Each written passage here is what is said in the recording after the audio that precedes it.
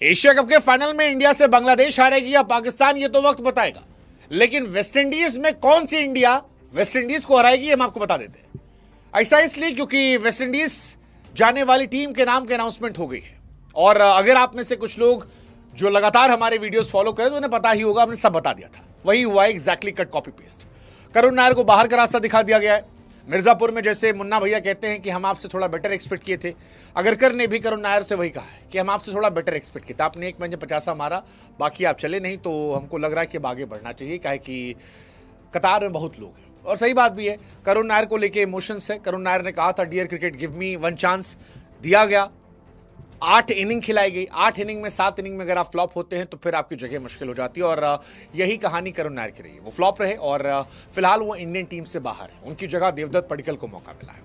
ये मौका श्रेयस अय्यर का हो सकता था अगर अय्यर फिट होते, लेकिन श्रेयस अय्यर ने कहा कि भाई साहब मैं 6 महीना खेलूंगा ही नहीं, मेरा शरीर इजाजत नहीं दे रहा, तो वो भी बाहर बैठे हैं। कई खिलाड़ियों के बारे में चर्चा चल रही थी, लेकिन देवदत्त पडिक्कल की वापसी, नीतीश रेड्डी की वापसी हुई है। करुण नायर जो है वो नहीं है और अभिमन्यु ईश्वरन को भी जगह नहीं मिली है। रविंद्र जडेजा जो हैं वाइस कैप्टन के तौर पर चुने गए। अब अभिमन्यु ईश्वरन का ना होना भी मुझे परेशान करता है यार। वो बेचारा हर सीजन में हर सीरीज में था और उसको फिर बाहर कर दिया गया। क्यों किया गया, किस लिए किया गया, पता नहीं मुझे। लेकिन again I feel bad for Abhimanyu Eswaran because is a good player. सही समय पर सही अपॉर्चुनिटीज या सही बैकिंग होती तो शायद वो भी एक बड़े खिलाड़ी हो सकते थे। जडेजा साहब जो है वाइस कैप्टन है। फिलहाल टीम जो है वो धाकड़ टीम है, अच्छी टीम है। स्क्वाड में बड़े बदलाव हैं। ऋषभ पंत जो है वो चोटिल है, इसलिए वो बाहर है। करुण नायर परफॉर्मेंस वेज बाहर है।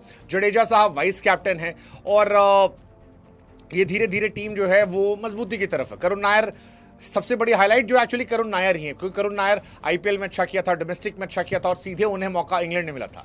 हालांकि टफ पिच पर उन्हें मौका मिला था, कॉन्फिडेंस बैक और तो शायद अच्छा होता। 20 run, 31 run, 26 run, 40 run, 14 run, 57 run, 17 run ये उन्होंने बनाए थे 8 इनिंग में 205। और इसीलिए सिलेक्टर्स ने कहा कि भाई साहब not possible now, let's move on. Shreyas को लेकर भी कहा गया कि श्रेयस अगर फिट होते तो उनको भी खिलाया था, बट अय्यर जो है वो फिट ही नहीं है। तो जब अय्यर फायर नहीं है तो फिर कैसे होगा। करुण की जगह देवदत्त को मिला। देवदत्त ने इस बीच में काफी अच्छा किया था। एक और नाम नया आया है एन जगदीशन का। विकेट कीपर के बैकअप के तौर पर खेलने का मौका मिलेगा ऐसा मुश्किल है, अनलेस एंड अनटिल ध्रुव जुरेल जो है वो चोटिल हो जाते हैं, तब तक तो मौका नहीं मिल सकता उन्हें। लेकिन जो टीम है वो मोटी मोटी अगर आपको बताएं तो सरप्राइजिंग नहीं है।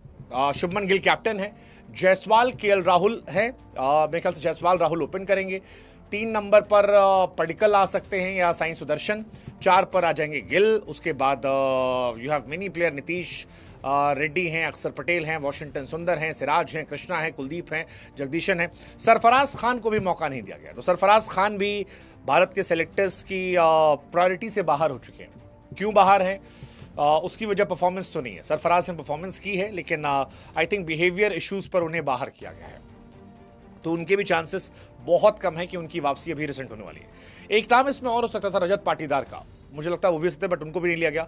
बट एनीवेज जो टीम है ठीक ठाक टीम है एंड आई बिलीव ये टीम अच्छा कर सकती है। जायसवाल, राहुल, गिल, पडिक्कल, साई सुदर्शन, आई थिंक ये फ्यूचर की कहानी है आने वाली टीम में। और बाकी यू हैव मेनी ऑलराउंडर्स, जिसमें आपके पास सुंदर, जडेजा और रेड्डी ऑलराउंडर हैं। अक्सर 4 ऑलराउंडर हो गए।